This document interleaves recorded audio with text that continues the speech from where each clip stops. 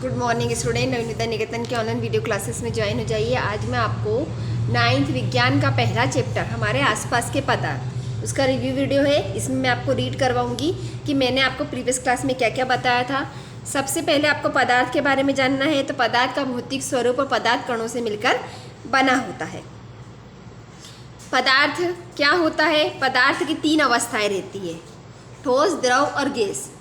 ठीक है, ये देखो पदार्थ के कण कितने छोटे होते हैं, पदार्थ के कणों के क्या क्या गुण रहते हैं, पदार्थ के कणों के अभिलाक्षिक गुण क्या है।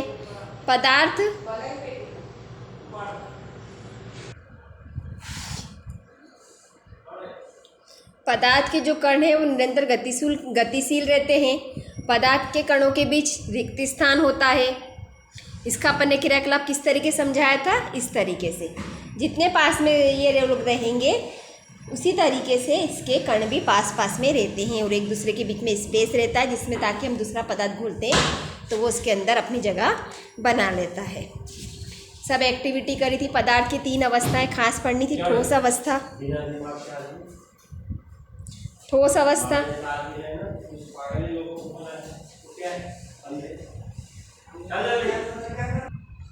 पदार्थ की 3 अवस्थाएं होती, ठोस अवस्था, द्रव अवस्था, प्रावस्था।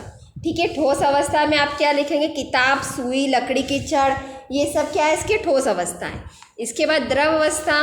द्रव अवस्था वो अवस्था होती है जिसमें उसका आयतन निश्चित नहीं रहता, बल्कि वो एक स्थान से दूसरे स्थिति में बदल जाती है। अगर आप द्रव को बाल्टी में रखेंगे, द्रव को आप उसमें रखेंगे तो दोनों में फर्क आ जाएगा। गैसीय अवस्था, गैसीय अवस्था के बारे में अपन पढ़ चुका था कि गैस को अपन कंप्रेस करके दबा के उसको भर सकते हैं, लेकिन द्रव को कंप्रेस नहीं किया जा सकता, दबाया नहीं जा सकता।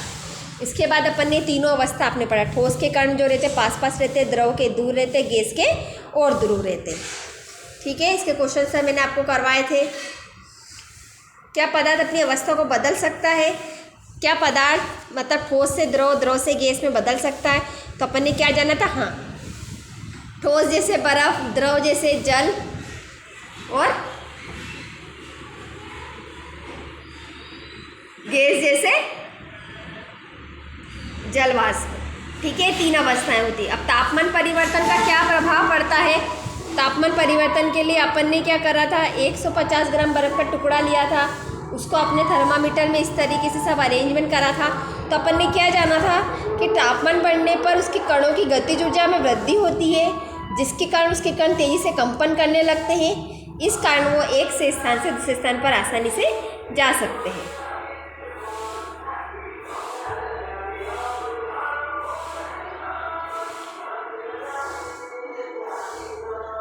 इसके बाद ये दोनों अपन ने एक्टिविटी देखी थी। अब तापमान जिस पे ठोस द्रव बदल जाता है उसे अपन क्या बोलते हैं? इसका गलनांक कहते हैं। बर्फ का गलनांक कितना है? 2730।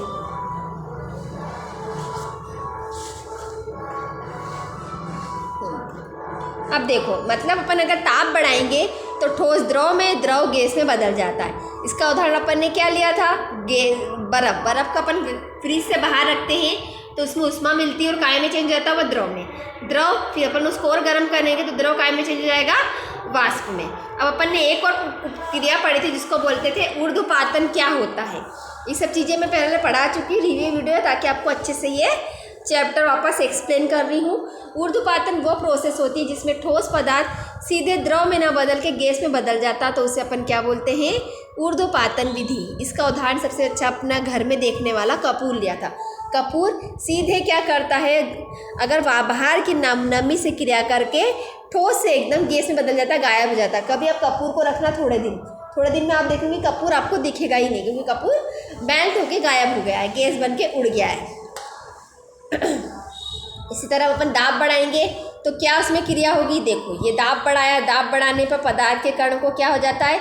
समीप लाया जा सकता है। ये देखो, ये पिस्टन है, सिलेंडर है, सिलेंडर पे दाब बढ़ाया तो जो सारे कण हैं वो क्या हो गए? पास में आ गए, और इतने पास में आ गए। ठीक है, इसका सबसे अच्छा उदाहरण है गैस सिलेंडर में गैस का भरना। इसमें अपन प्रेशर लगाते हैं तो जो गैस है वो क्या हो जाती है? कितने भी किलो की गैस इसमें आ जाती है, एक छोटे से सिलेंडर में भी आ जाती है। इसमें गैसों में ही संपिंडिता का गुण पाया जाता है, ना ठोस में ना द्रव में नहीं पाया जाता। अब ये देखो इसका एग्जाम्पल देखो, तीनों अवस्था में पदार्थ का रूपांतरण। अगर ठोस से वो द्रव में बदलेगा तो उसे बोलेंगे संगलन, यानी गलना। कोई सी चीज़ गलती है तो वो ठोस से द्रव में बदल जाएगी। फिर द्रव से गैस में वाष्पीकरण के द्वारा बदलेगी, और गैस से ठोस में और ठोस से गैस में कौन सी विधि द्वारा बदलेगी? ऊर्ध्वपातन। तो अपने को विधियों के नाम मालूम होना चाहिए कि अगर ठोस से द्रव में बदल रही है तो संगलन, द्रव से गैस में बदल रही है तो वाष्पीकरण, गैस से ठोस से गैस में। इसका उदाहरण मैंने आपको कपूर बताया है, तो उससे अपन कौन सी विधि बोलेंगे? ऊर्ध्वपातन। ये नाम अपन याद करेंगे तभी अपने को समझ में आएगा कि कौन सी क्रिया हो रही है। वाष्पीकरण की क्रिया मतलब द्रव को गर्म करके गैस में बदलना। ऊर्ध्वपातन की क्रिया ठोस से सीधे गैस में बदलना, गैस से सीधे ठोस में बदलना। ठोस से द्रव में बदलना संगलन, गलना, गलना बोल सकते हैं, संगलन बोल सकते हैं। अब देखो द्रव से ठोस में बदलना, इसको बहुत अच्छा आपको मालूम है। द्रव को अपन रख दो फ्रिज में, वो जम जाएगा, तो इस प्रोसेस को अपन क्या बोले? जमना, जमना। ठीक है। अब द्रव से गैस में बदलना, जो द्रव की बूंदे वो अगर द्रव चीज़ें सीधे गैस में बदलती है तो उसे अपन क्या बोलेंगे? वाष्पीकरण। वो गैस से द्रव में बदलना, उससे अपन बोलेंगे संघनन। संघनन कैसे बोलेंगे? इसका उदाहरण मैंने आपको बताया था। जब गैस होती है, कभी अपन चाय गरम करते हैं या दाल गरम करते हैं तो अपन क्या रख देते हैं? उसके ऊपर पानी की प्लेट रख देते हैं। प्लेट रख देते हैं तो उस पर बारीक बारीक ड्रॉपलेट दिख जाती है, पानी की बूंदें दिख जाती है, तो गैस उसमें द्रव में बदल गई, तो उससे अपन बोलेंगे संघनन। ठीक है। ठोस से द्रव में संघनन, ठोस से द्रव में, द्रव से ठोस में जमना, द्रव से गैस में वाष्पीकरण, गैस से द्रव में संघनन। ये हो गया। वाष्पीकरण की प्रोसेस अपन ने पढ़ी, बिना क्वथनांक पे पहुँचे। क्वथनांक नहीं है, वो बिना क्वथनांक पे पहुँचे कोई द्रव गैस में बदल रहा है तो उसे अपन क्या बोलेंगे? वाष्पीकरण। अपन बिगर गैस को बर्तन पे रखे हुए, गैस पे बर्तन को रखे हुए द्रव काय में बदल रहा है? गैस में, तो उसे बोलेंगे वाष्पीकरण। बिना क्वथनांक पे पहुँचे अगर द्रव गैस में बदलता है तो उस प्रोसेस को वाष्पीकरण कहते हैं। वाष्पीकरण को प्रभावित करने वाले कारण बताए थे मैंने आपको। इसका सबसे अच्छा उदाहरण आप दैनिक जीवन में कपड़े सुखाने का ले सकते हैं। सतह क्षेत्र बढ़ेगा। अगर इसको चाय को अपन गिलास में लेंगे या फिर बड़े बर्तन में पियेंगे तो चाय अपने को ठंडी लगेगी। दूसरा अपन ने बताया था तापमान में वृद्धि करने पर गर्मी में कपड़े सुखाएंगे तो जल्दी सूख जाएंगे। आर्द्रता रहेगी तो कम हो जाएगा। अगर मान लो नमी रहेगी तो वाष्पीकरण कम हो जाएगा। वायु की गति, जितनी तेज हवा चलेगी उतनी जल्दी अपने कपड़े सूखेंगे, वाष्पीकरण बढ़ेगा। वाष्पीकरण के कारण शीतलता क्यों अनुभव होती है? क्योंकि जब पानी निकलता अपना, जब पसीने में अपनी बॉडी जब निकलती तो पसीने से अपनी बॉडी ठंडी भी हो जाती, मतलब जब गर्मी के कारण शीतलता भी अपने को कहीं ना कहीं महसूस होती है। इस कारण कौन से कपड़े पहनना प्रीफर करते हैं अपन? कॉटन के कपड़े गर्मी में। क्यों? सूती कपड़े इसलिए पहनना प्रीफर करते हैं तो सूती कपड़े जो रहते हैं अपनी क्या ले लेते हैं? उष्मा को सोख लेते हैं, क्योंकि वाष्पीकरण के कारण कहीं ना कहीं अपने को उष्मा ठंडक महसूस होती है। ये भी सब समझा चुकी थी।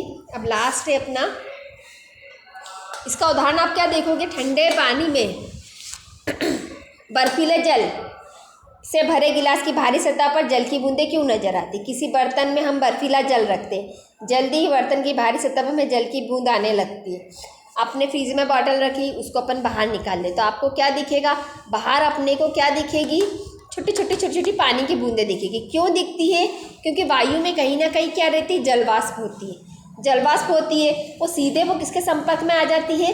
अपने फ्रिज का जो पानी रहता है या गिलास रहता है उसके संपर्क में आके क्या हो जाती है? कम हो जाती है, जम जाती है।